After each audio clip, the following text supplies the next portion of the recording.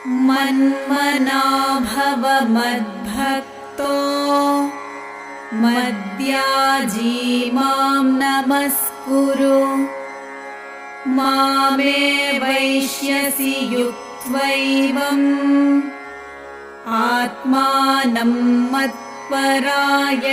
हरे कृष्णा। सभी भक्तों को दंडवत प्रणाम है।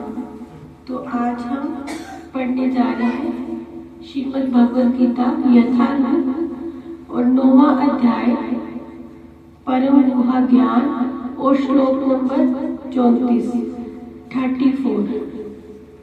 तो कृपया सभी पीछे दोहराने का प्रयास करेंगे।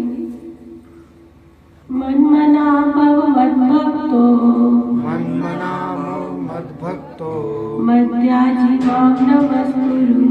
मद्याजी मां नमस्कुरु मामे वैश्यसि युक्तेवम्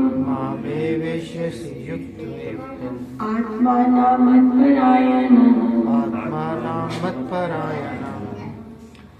तो इसका अनुवाद हम पढ़ेंगे। भगवान क्या कह रहे हैं? अपने मन को मेरे नित्य चिंतन में लगाओ, मेरे भक्त बनो, मुझे नमस्कार करो और मेरी ही पूजा करो। इस प्रकार मुझ में पूर्णता तल्लीन होने पर तुम निश्चित रूप से मुझको प्राप्त होंगे।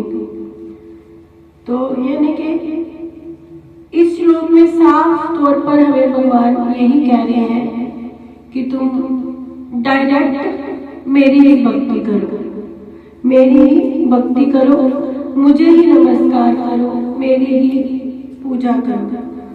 तो पूर्ण रूप से भगवान हमें ये साफ साफ शब्दों में ये कह रहे हैं कि ये जो भौतिक संसार है ये बड़ा कल्मश भरा है। तो इससे छुटकारा पाने का एकमात्र साधन क्या है? केवल और केवल कृष्ण भावना, यानी सारी भक्ति श्री कृष्ण को समर्पित। श्री कृष्ण की ही भक्ति हमें करनी चाहिए। लेकिन कभी कभी क्या है कि देखो, आप सबके हाथ में भगवद गीता है, आपने ये पढ़ा, इसमें भगवान ये स्वयं बोल रहे हैं।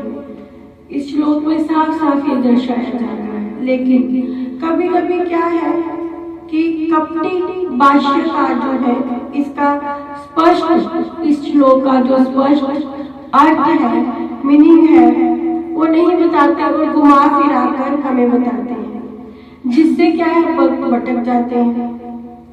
क्योंकि दुर्भाग्यवश ऐसे भाष्यकार पाठकों का ध्यान ऐसी बातों की ओर आकर्षित कर देता है भक्तों को कि जिससे वो भटक जाते हैं और वो बातें करना संभव ही नहीं होती। तो ऐसे भाष्यकार ये नहीं जानते हैं कि कृष्ण के मन तथा कृष्ण में कोई अंतर नहीं है। कृष्ण कोई सामान्य मनुष्य नहीं है, वह दिव्य है, वह परमेश्वर है।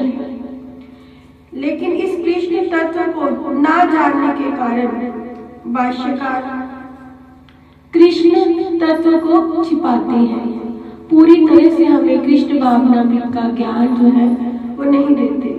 और कुछ लोग आसुरी प्रवृत्ति के होते हैं, दुष्ट प्रवृत्ति के होते हैं, वह भी कृष्ण को का चिंतन करते हैं। आसुरी प्रवृत्ति के लोग भी कृष्ण का चिंतन करते हैं, किंतु कैसे करते हैं? ईर्ष्यावश। उनके मन में ईर्ष्या है, लेकिन वो कृष्ण का चिंतन करते हैं। और कौन कर रहा था कृष्ण का चिंतन ईर्ष्यावश? ये हम सबने देखा भी है, हम जानते हैं।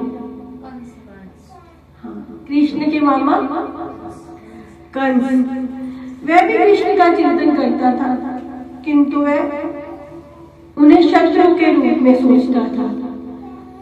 तो वह हमेशा चिंताग्रस्त रहता था और सोचता था कि ना जाने कब कृष्ण उसका वध कर देंगे। तो इस प्रकार के चिंतन का कोई लाभ नहीं होगा हमें।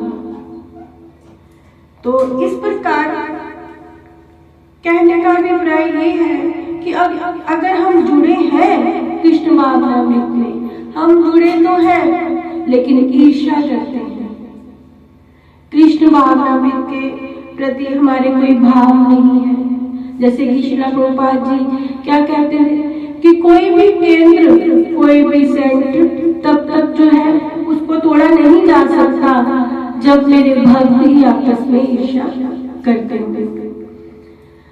तो कृष्ण भावनामृत को आगे बढ़ाने के लिए हमें बड़े प्रेम पूर्वक कृष्ण भक्ति करनी है, कृष्ण का चिंतन करना है और निरंतर कृष्ण तत्व का अनुशीलन करना है। तो वह हम निरंतर अनुशीलन कैसे कर सकेंगे? एक प्रामाणिक गुरु के पास जाकर और एक प्रामाणिक गुरु की शिक्षा प्राप्त करके, तो फिर ही हम भक्त बन सकेंगे। अब हम कहें कि हम टीवी चैनल से कृष्ण भावनामृत सुनते हैं तो हम भक्त नहीं बन सकेंगे जब तक हमें शुद्ध भक्त की संगति में नहीं आएंगे। अन्यथा अप्रभाविक साधन से कृष्ण का ज्ञान प्राप्त करना व्यर्थ है। मनुष्य को श्री कृष्ण के आदि रूप में, कृष्ण के रूप में मन को स्थिर करना चाहिए। उसे अपने मन में ये दृढ़ विश्वास रख के पूजा करनी चाहिए कि मैं कृष्ण का परम भक्त बनूंगा। कृष्ण ही परम भगवान है, एकले कृष्ण ईश्वर है। तो कृष्ण की पूजा के लिए वैसे तो भारत में हजारों मंदिर हैं, यहाँ पर हम भक्ति का बैठ के अभ्यास जो है वो कर सकते हैं। तो मनुष्य को चाहिए कि कृष्ण को नमस्कार करें, अर्चा विग्रह की पूजा करें। तो हमें भगवद गीता के माध्यम से ही नवधा भक्ति बताई गई है। नवधा भक्ति में क्या है? श्रवणम, कीर्तनम, अर्चनम, वंदनम, स्मरणम, दास्यम, साख्यम, आत्मनिवेदनम और पाद सेवनम। तो ये 9 प्रकार की भक्ति हमें बताई गई है। श्रवणम यानी कि